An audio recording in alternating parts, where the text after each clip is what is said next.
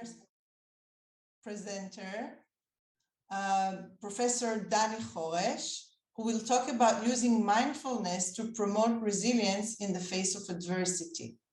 Professor Choresh is a licensed clinical psychologist and an associate professor of clinical psychology at Bar-Ilan University in Israel. He is the head of the Trauma and Stress Research Lab, where he and his team study post-traumatic stress and psychopathology in various contexts. In addition, Professor Choresh conducts studies on the efficacy of mindfulness-based interventions among populations exposed to chronic stress. Professor Choresh, please.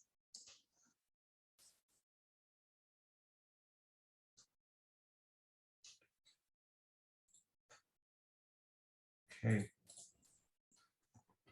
Thank you, Rivka, and thank you, the organizers and ESTSS, for giving me this unique opportunity to hopefully contribute to mental health professionals in the Ukraine in these very challenging times.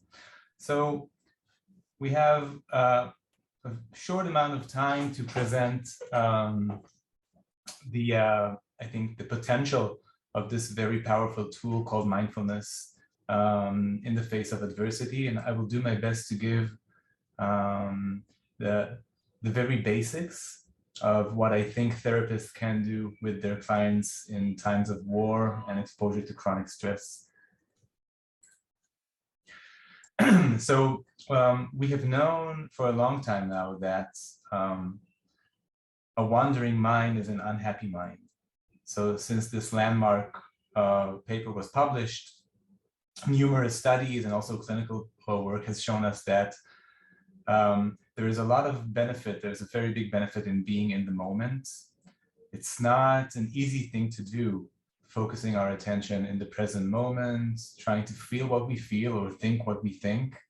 And the opposite can be said.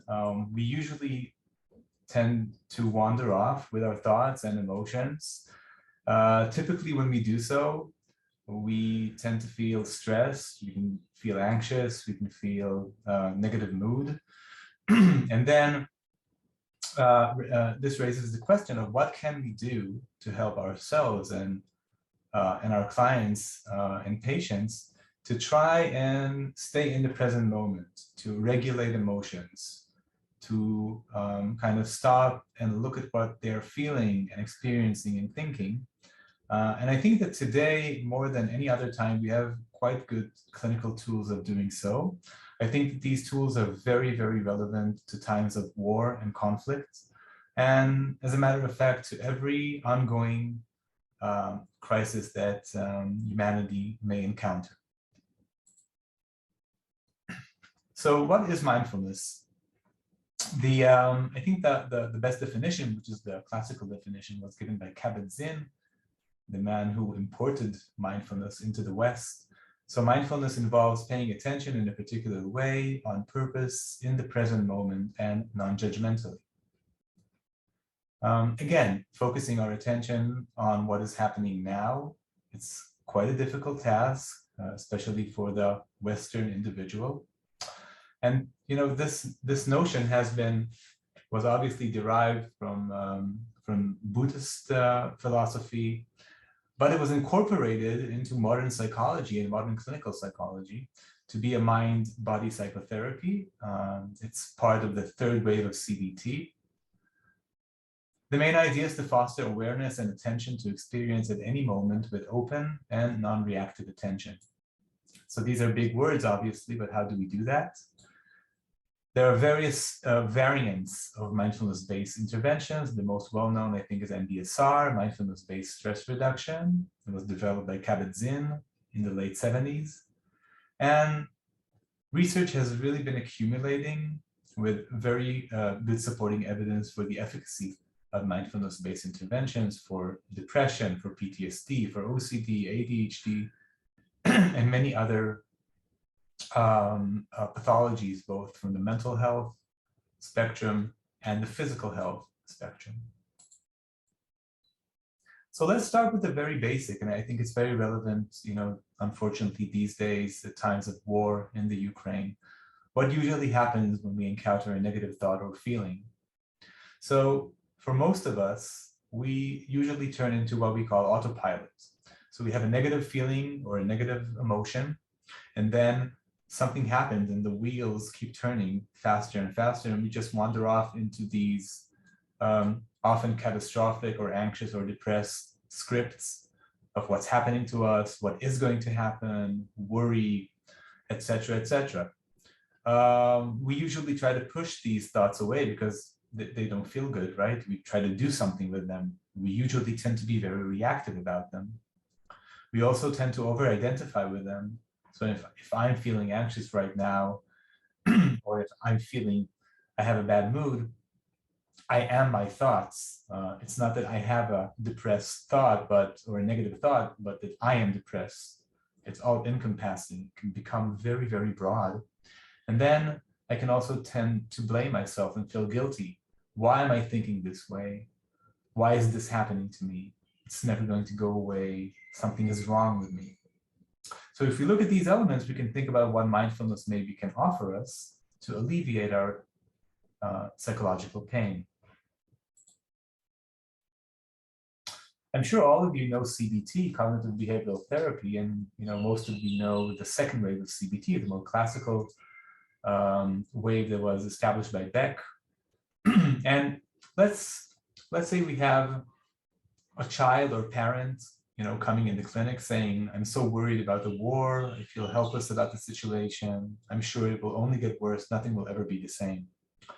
So if you think along the second wave of CBT, we'll try to alter these cognitions, to add perspective, proportion, to restructure or reframe what they're thinking or feeling. But when we look at the third wave of CBT, and mindfulness especially, our approach will be totally different, trying to think about how to befriend these thoughts or feeling, open space to actually sit with them for a while, observe them, not try to avoid them, or actually not try to do anything with them, not try to fight them, but do something else, something that has a different tempo and a different rhythm. When we look at mindfulness-based stress reduction, so usually it's a group therapy, but again, it could be applied individually, and I'm going to talk about the general application. It's obviously evidence-based. The generic protocol has 8 weekly sessions, but again, this could change very flexibly, both in terms of how many sessions and the hours for each session. And what's interesting is that the mindfulness-based interventions have specific therapeutic elements. So for example, body scanning, doing these guided scanning of the body, going bit by bit or organ, from the head to the knees, to the toes and back, focusing on breathing, not for the sake of relaxation per se, but actually for the sake of being in the moment, tapping into the present moment. We have open attention exercises, like trying to listen to what's going on without interruption. And you will hear and feel and smell all the things that you haven't sensed before. There's something very important, especially I think during these times of conflict, in mindfulness in daily life. So, we can do mindful eating, mindful walking, mindful communication, the application in real life, outside the clinical setting, which is very, very important, especially for kids and families. And again, fostering something which is a flexible approach and a non-reactive approach towards negative feelings and sensations. So there are various exercises we can do, and obviously I don't have the time to teach all of those, but I will tell you where to find those. And resources are really abundant, as I will say in a few minutes. Research on MBSR effectiveness is very, very common these days, and it's effective for depression, for PTSD, which is right now, unfortunately, very relevant for general stress, for chronic pain, and there are also very good ways of measuring mindfulness if you want in the clinic or for research sake using the MAS or the FFMQ. So really the field has developed, and we also know about the neurobiological and the physiological effects that often accompany the interventions. So we have a solid ground to stand upon and work with. And you know, these days in the Ukraine, we are dealing with a lot of trauma. And it was kind of a natural, I think, connection between mindfulness and trauma that has been done in the last 2 decades. And we know today that mindfulness-based interventions can do a lot of good to post-traumatic populations because they make space for intrusive thoughts and memories as opposed to avoid them. They reduce impulsivity and reactivity, so I can maybe observe my thoughts, my negative thoughts and my memories, and then see what I'll do with them, but I don't have to react immediately. The non-judgmental element is very strong. You know, the shame and the guilt that accompany trauma can be alleviated when you foster the right atmosphere. And of course, the body and trauma are very well connected, hyperarousal and autonomic nervous system dysregulation. So these mind-body exercises that I mentioned before are very, very useful when you look at the post-traumatic body. And a lot of people, obviously in and outside the Ukraine right now, are feeling in various ways hyper-aroused or vigilant. And our way of using mindfulness to looking at the present moment and understanding our body and its reactions are very important. Danny, can I stop you for a second? Yeah. Aliona needs to say something because there is an issue with the other channel. So just a second. Sure. Yes, Aliona, please. I'm sorry for taking your time. And just a few words in Ukrainian. Дорогі колеги, я хотіла би вас попросити для всіх, хто не зміг знайти український канал, перейдіть, будь ласка, внизу, якщо ви на ноутбуці, на іконку глобус, і там пише переклад або interpretation, або через мобільний телефон натисніть на 3 крапочки в правому нижньому куточку, і там теж ви побачите подібну іконку з перекладом, на яку треба натиснути, і там буде український канал або англійський, якщо ви преферуєте англійський. Прошу вибачення за цей конфуз. Просто доктор Дані Гареш був такий ласкавий до нас, щоб зразу почати. Він хоче так багато розповісти нам, тому так сталося. Дякую вам. Якщо є проблеми, пишіть мені, будь ласка. Thank you. Okay, thank you. So using mindfulness as a tool to being in the present moment in the context of trauma can be very, very useful. Of course, we have to do it. It should be well informed. It should be done with empathy and sensitivity, but it's a very powerful tool.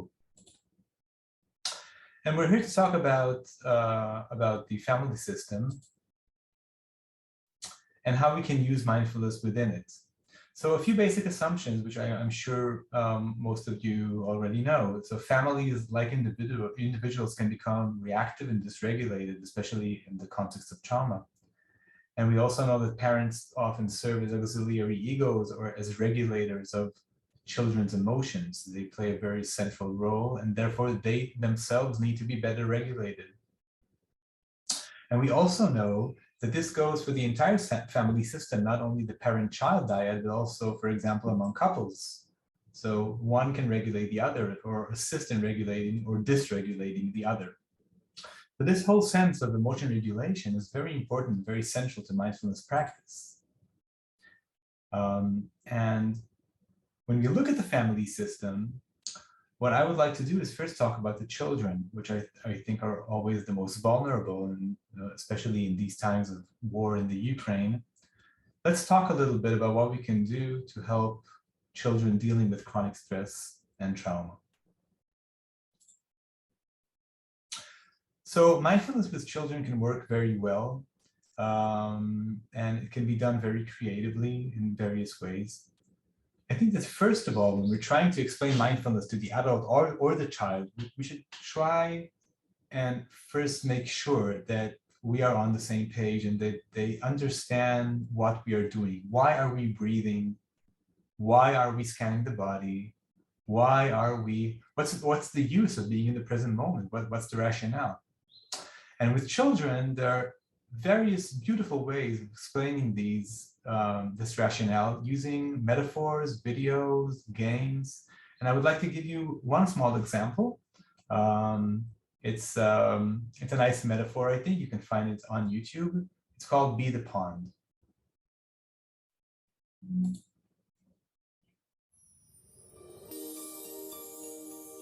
Can you hear it? Yes.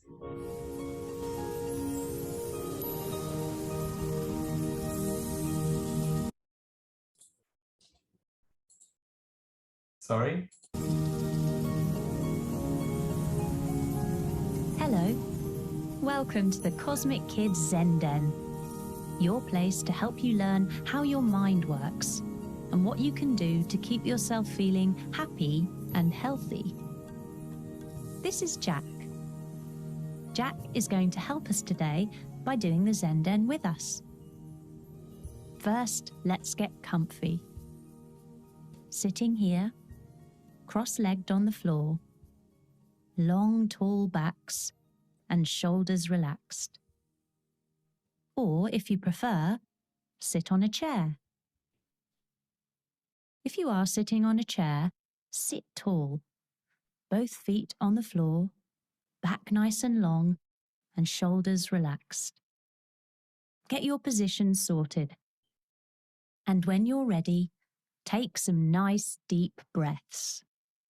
In through your nose and out through your mouth. In through your nose and out through your mouth. Good. After a few breaths, you should start to feel nice and calm and relaxed. Now, I'd like you to imagine that you and your mind is a big, lovely pond. In that pond are lots of different kinds of fish. These are your feelings, all swimming around together. There's a happy fish,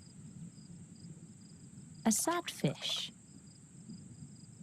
a sleepy fish, an excited fish, an angry fish, a worried fish, a playful fish, a calm fish, a kind fish, a selfish fish. So many fish, so many feelings, all swimming around the pond. Your job here is just to be the pond. Be the pond. It's wonderful being the pond because you can just watch all your different feelings just swimming by. All of them are okay. Every feeling is welcome. You be the pond and let the fish be the fish. Okay, so I'm going to stop it a little bit short because I see we don't have a lot of time, but this is just one of a lot of metaphors you can find. You can choose the one you're most connected to. You don't have to choose this one. But the main idea of teaching children what mindfulness is very important.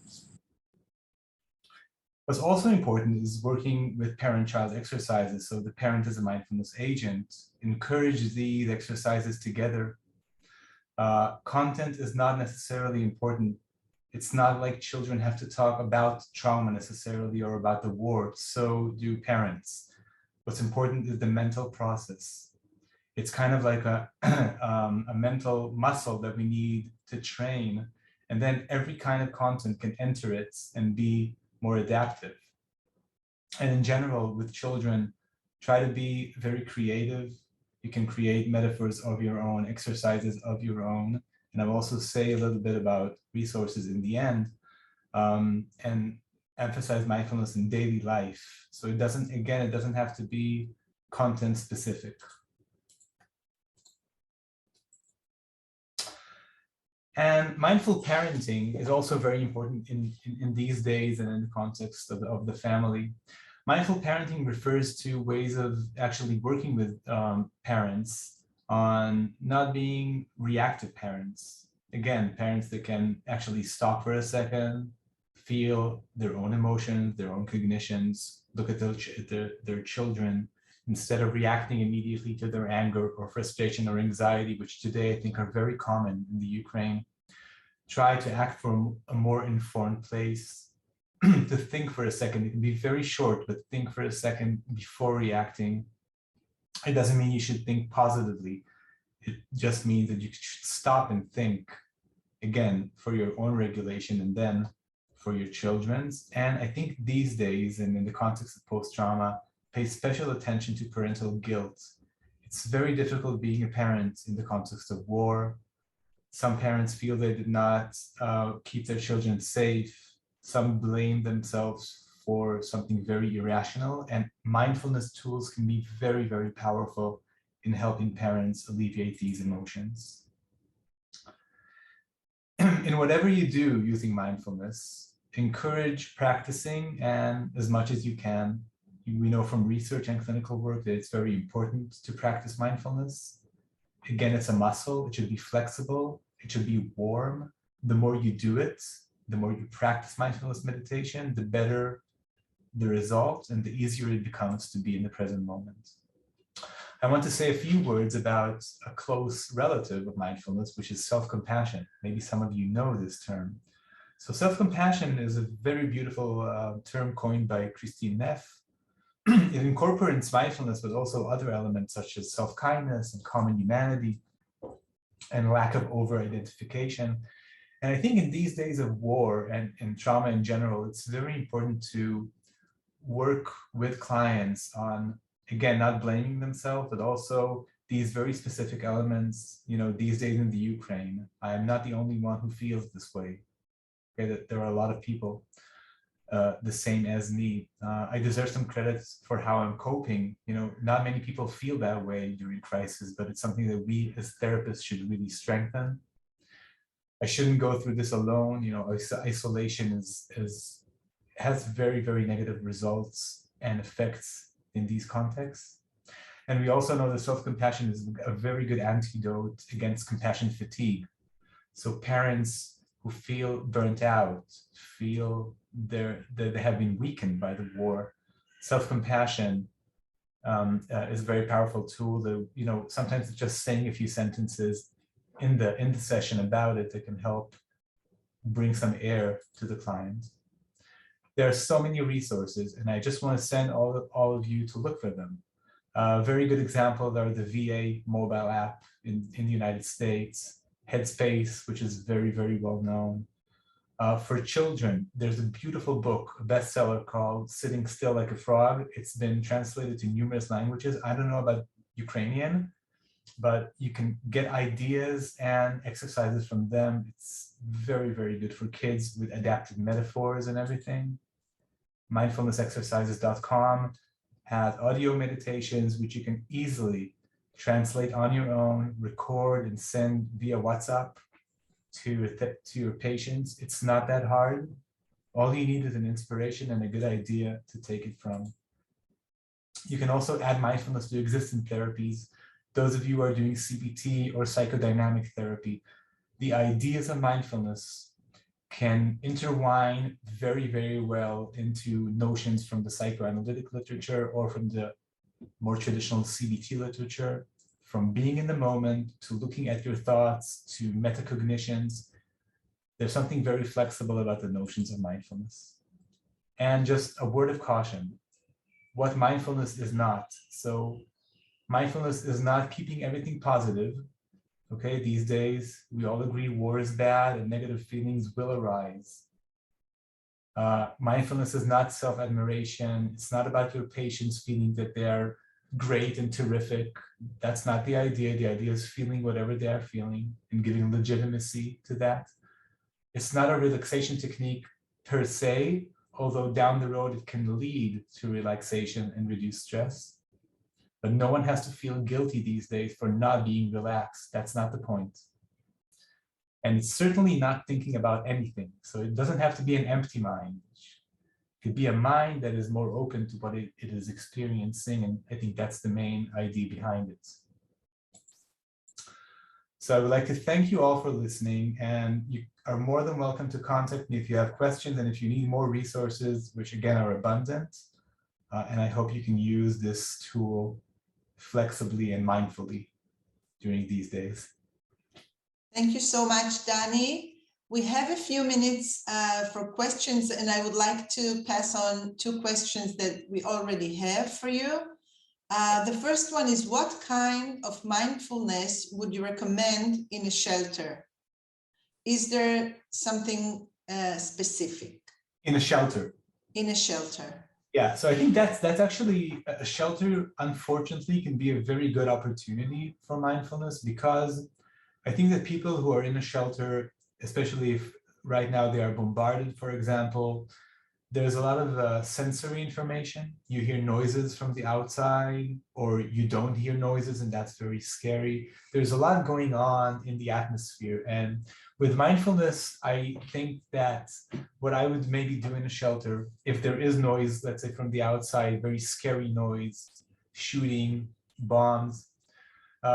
So these open attention exercises, which basically say, instead of trying to shut myself out from what's happening in the environment, there is no way of doing that. It's very difficult to avoid something that you hear, but it is possible to try and actually listen and not be so reactive. So if you feel scared from what's going on, let's be with the fear for a few minutes. Let's try and describe. Describing is very important. What kind of noises are you hearing? How do they sound to you? Give them words. What we know is that the more we open this container and describe it, down the line, it tends to reduce its power. The more we try to avoid it, it intrudes. We know the dynamics, right? That's the sensory dynamics of trauma. So open attention exercises can be very well. And again, pay attention to the reaction of your patient or the child. If it's too scary, we don't have to do it. But if something does happen gradually, that's a good sign. Okay. Another question is, what would you recommend to do if a person says, I just can't do mindfulness, I'm so stressed out right now, or he says it doesn't help me? Yeah, so that's a very common reaction. So first of all, I want to say to everyone, don't be afraid of it. That's the first reaction 80% of people say when they practice mindfulness. The first thing to say is, this is not a test. You don't have to succeed in anything. If you feel it's difficult for you, describe what you're going through. So people say, I can't focus my attention in the present moment. It keeps going away. That's great. Where is it going? Describe it, okay? That is a present moment. You can describe what's going on. You don't have to succeed in it. So that's the first thing. If you do see someone that you feel mindfulness is not a good fit for them because it gets them very anxious, and even after repetitive trials, it doesn't work, leave them be. Okay, we know it may be for various reasons, it may not work for them. You as therapists may be missing something there.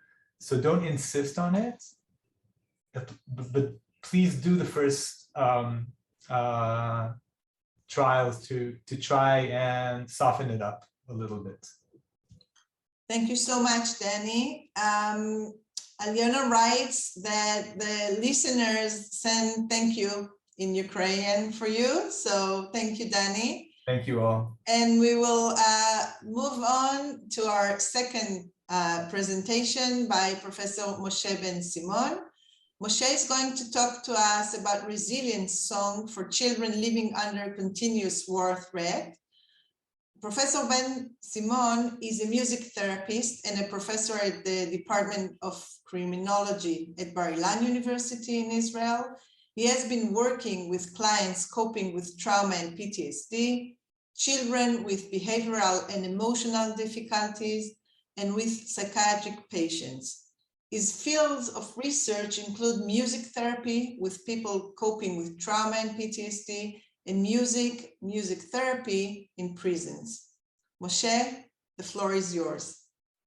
Thank you very much. Thank you for having me, inviting me, and It's very meaningful for me to be here. I'm unable to share screen, so maybe as a host you can, or Danny, maybe you should stop sharing. okay, now it is fine. Moshe, now you can share. Okay, for a minute. Great. Okay.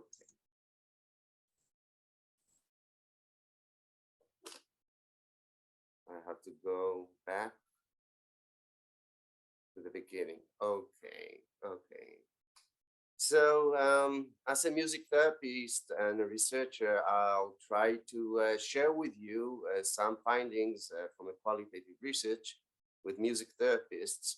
And in this lecture, I'll try to share this information and also insights from the Israeli experience with music techniques for helping children living under continuous war threat. And in order to do so, a bit background of the situation in Israel is required. So due to the continuous Israeli-Palestinian conflict, Israel and the Gaza Strip have become a stress laboratory for researchers of war-related stress within varied populations, including children on both sides of the conflict. From 2006, the year Hamas took over Gaza, more than 10,000 rocket and mortar shell fire fell in Israel. And the majority of the rocket hits occurred in the Western Negev, the area surrounding the Gaza Strip, threatening the lives of tens of thousands of families and resulting in dozens of civilians killed and hundreds injured.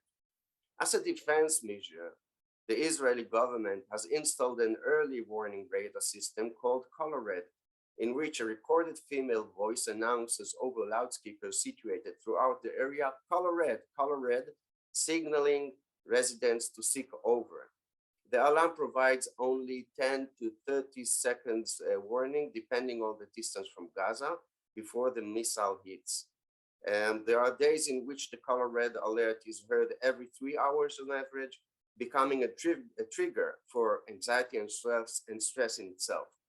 And this daily routine also comes at high psychological cost for children on both sides of the Israeli-Palestinian conflict, as researchers show that a large number of those children have experienced trauma and high rates of PTSD, anxiety, and depression. Now, let's see an example of a song called Color Red, the Color Red song, which was written by Shachar Bar. We will analyze the song later, and at this point, I would like you to get a first impression of the song.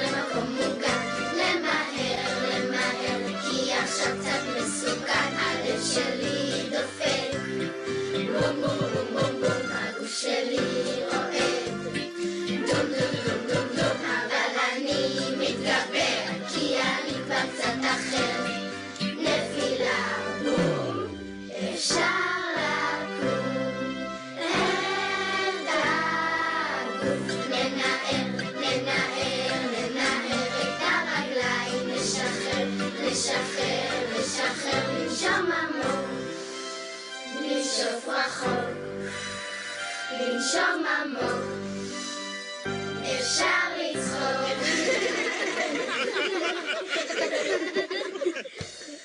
הכל עבר, וטוב לי שנגמר, יש! Okay, you have now first impression. You bear in mind few things. We will get later back to this song and analyze it, as I promised. So the findings of this lecture are based on a qualitative study with 15 music therapists working with children living around Gaza Strip under continuous war threat. The study yielded 3 themes that relate to the therapeutic use of resilient song. The first theme is creation of a musical playful space The second is fostering a sense of control. And the third is fostering resilience. In the next minutes, we will elaborate on each theme or component, and then we will get back to the Color Red song, which we just saw and see and analyze and see how the therapeutic principles are reflected or embedded in this song. So the first theme is about entering to a playful space, and it involves creating something new. When we wonder, when we play music, we have curiosity. We are going to the unknown, but in a safe space. And this kind of space, playfulness, was shown to have great benefits for the well-being. And it's actually, we can see it as the opposite side of, or the opposite space of fight and flight space. Because when you're under threat, you have no time and it's not the time. You are not in the mind of playing something because you are in a survival state of mind. And playing is just the opposite.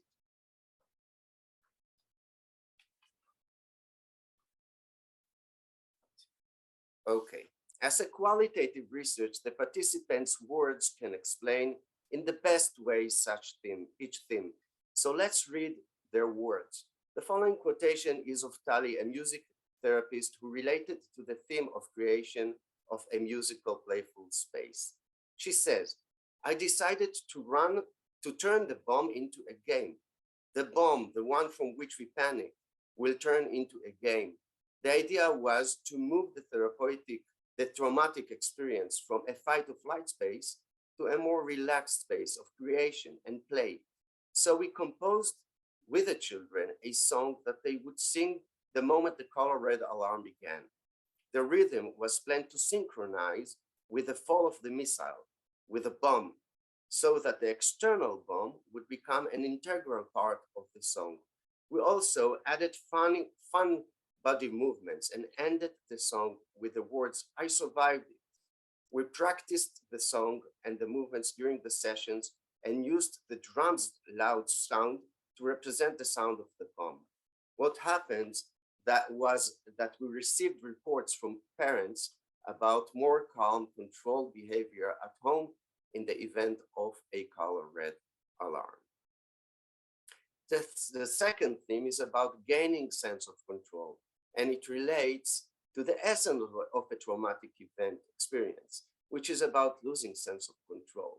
And it also relates to the fact that most of the traumatic experiences occur by surprise without proper preparation. So regaining a sense of control through resilience song took place in two ways. The first is by incorporating in the lyrics instructions for action. Let's read what Mina said. The unpredictability of the color red alert causes turmoil. You don't know how and when it will catch you. You can be in the shower, at home alone, or on the road. Therefore, in therapy, it is extremely important to enable the client to regain a sense of control. So I compose a song with the children, a song that describes what they should do in such stressful situation, a song that they can sing by themselves outside the clinic and maintain a sense of control. The second way for regaining or for gaining sense of control is by using the song's musical characteristics, such as repetition of lyrics and melody in the chorus, use of rhyme and rhythm and fixed meter, all of which create an experience that provides a sense of control. Let's read what Moran said. The guiding principle in my work with children is regaining the sense of control that has been lost as a result of a traumatic experience.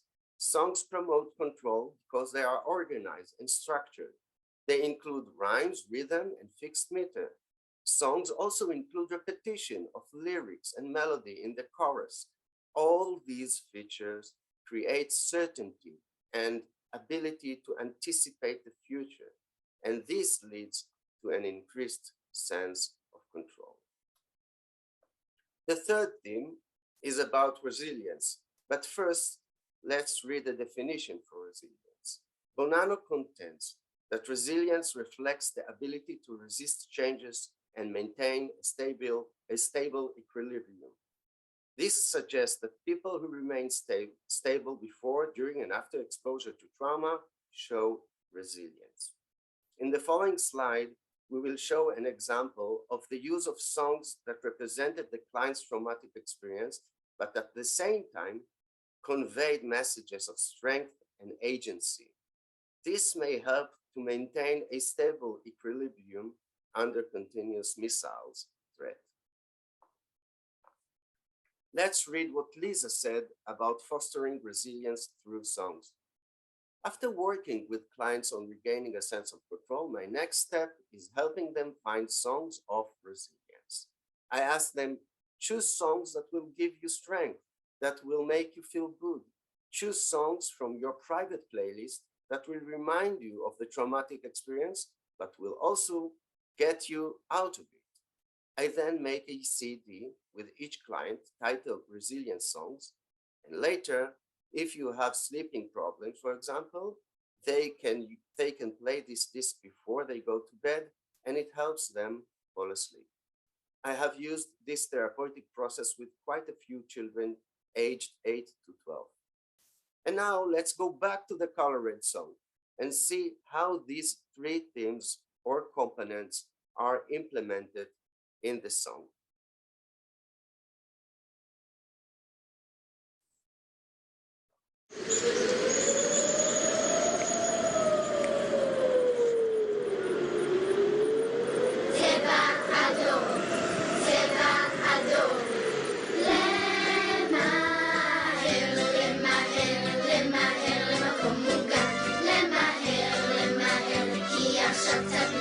So the first thing is announcing by words and song that the situation now is dangerous, because there may be in the kindergarten children who are busy in other things, but they don't hear the siren.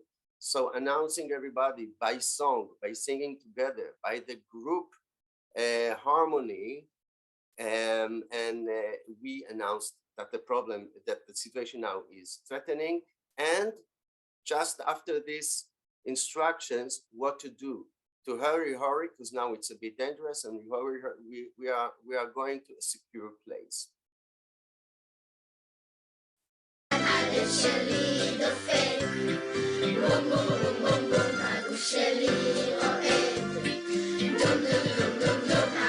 Okay, this echoes Danny's presentation about mindfulness. When I am aware of what my body is going through, I am less threatened. I feel under control. And then empowering words, fostering resilience. This is the theme of fostering resilience by words. I am overcoming, and then under shelter, you are waiting to the boom. The kids are waiting to the boom outside, heard outside.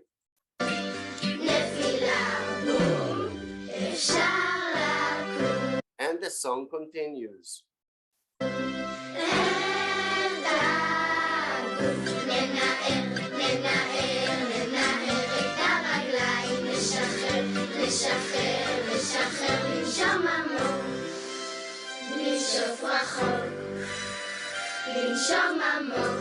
Breathing exercise, being connected to the body, very mindful, and reducing the stress by exercise, by body movements, and then again fostering messages, fostering resilient messages.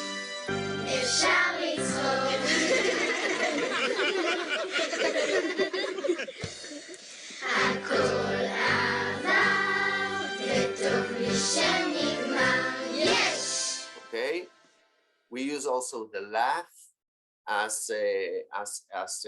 for reducing the tension, and then we can continue our day. To conclude, the use of songs allow children to relieve the fear of the traumatic experience, but with critical change, while entering a creative space which includes playfulness, control, and resilience messages.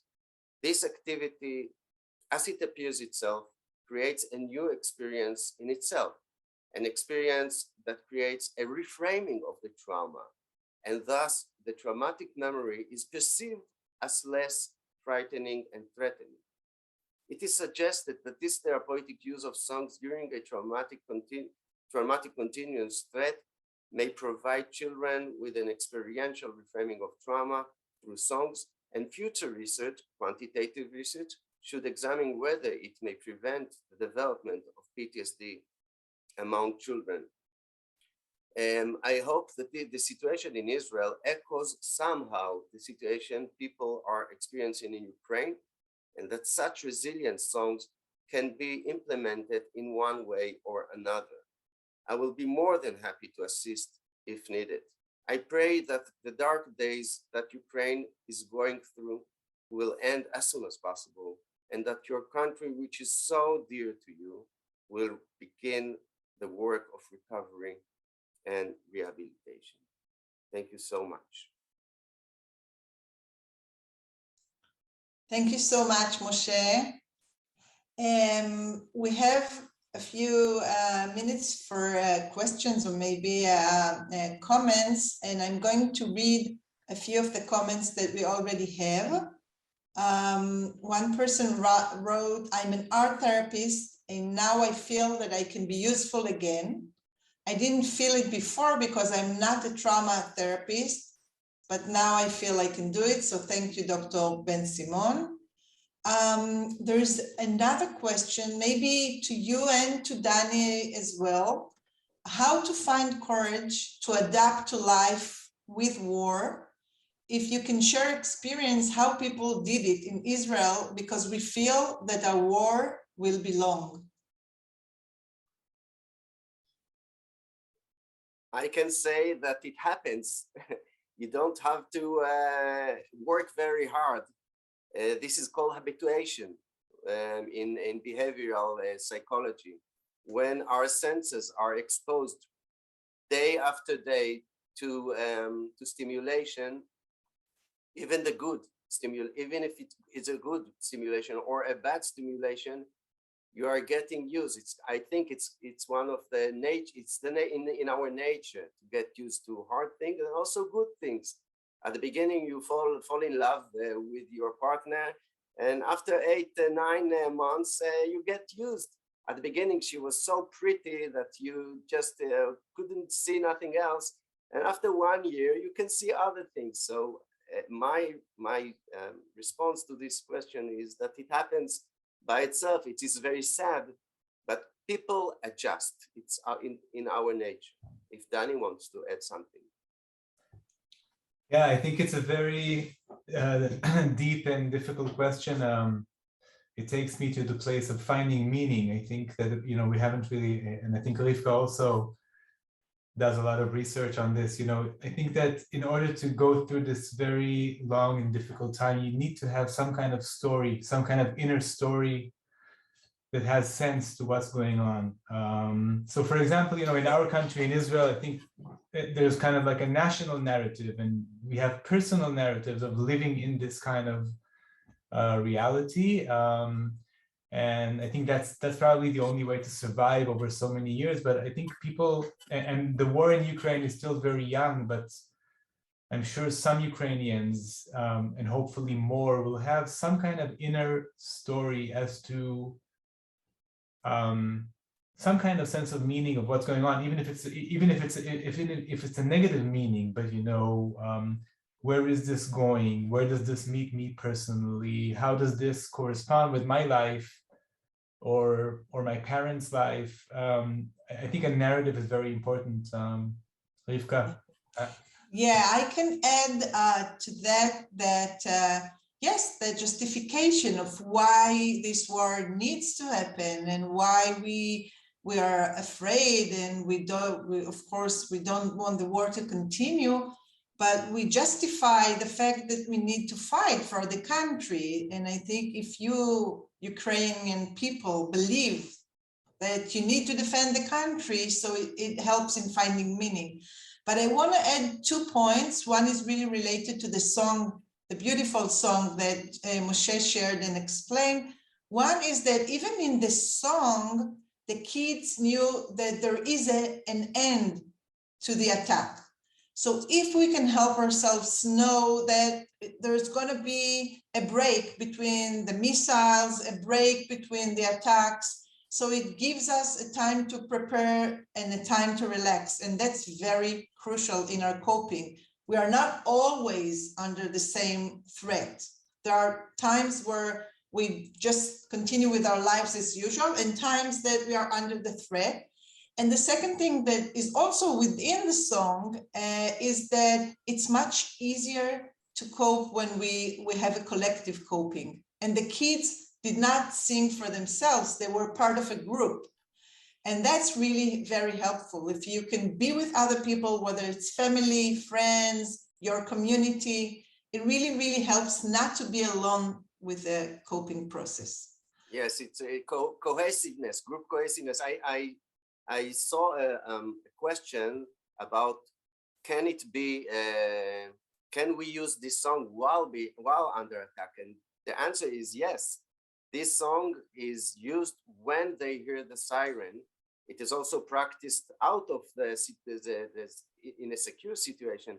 But when they hear the siren out, they start to practice this song. And on the way to a secure place, they wait to the bomb to be heard outside. And when they hear the bomb falling outside, they continue the song and then it's finished. So I don't know the situation in Ukraine. Do you have sirens? I guess so, but do you hear the sirens in advance before you hear the bomb or while being attacked? However, resilient song can be used in any way. If you have, as a mature person, if you have a song that you know that brings you strength, that the words, the music, the melody, you love it because it brings you energy, good energy, you can just download it and use it while you are going to a safe place and also in a safe place and practice breathing. And I think combining what Danny techniques that of mindfulness can be also useful as well. Yes, there is another question, but I think Moshe, you really answered it. The question from Celine is, what happens if children are using the song and experience a traumatic incident during this use? Does future use of the song still provide some sense of resilience, or would it become a trauma trigger in itself? I think we can say, Celine, that this song is especially sang when the bombs are falling and when the missiles are falling. It's not just a regular song. It's a song that the kids start to sing when they hear the siren. This is why this is the helpful song for them. It's not something that they just sing after. They sing it immediately when the siren starts. So maybe it answers your question. Moshe, there are many, many comments that thank you and that applause the use of the song. I think we have 1 or 2 minutes for last comments or questions, if anyone wants to ask, or we can conclude. I can say that this song should be taught not under attack. The children should be taught when they are relaxed the song so they can use it and feel control because they know already by heart the song. They can use it when they are under attack. So I wonder if this song is applicable to the situation in Ukraine, and if the melody is known to the people in Ukraine, and we can just change the words and not call it the color red, call it siren in some way, and think creatively how to apply this song or other songs, or just using resilient songs from my playlist that I like, and enter or moderate the fight and flight state with a more calmer playfulness state. Thank you. We already sent the YouTube link so people can use it and maybe someone will translate to Ukrainian and find it useful. Thank you so much, Professor Dani Choresh and Professor Moshe Ben-Simon, and thank you all for listening. If I Bye. may, I'll just say one thing that we Sure. are very, very thankful from all of Ukrainians for you to doing that. And it's a beautiful collaboration that gives us a lot of knowledge, and we really, really appreciate it. And we also, if we may, we want to ask for one request. If you will remember or if you will, after the webinar, think about any song or any video that we can use more for the resilience and mindfulness during the war, we will really appreciate it. Thank you. Sure. Of course, I'll be happy to talk and give advice. Yes. Thank you. Thank you, everyone. Goodbye. Bye. Have a quiet days. Yeah. We wish you peace. Okay, thank you. Keep in touch. Thank you.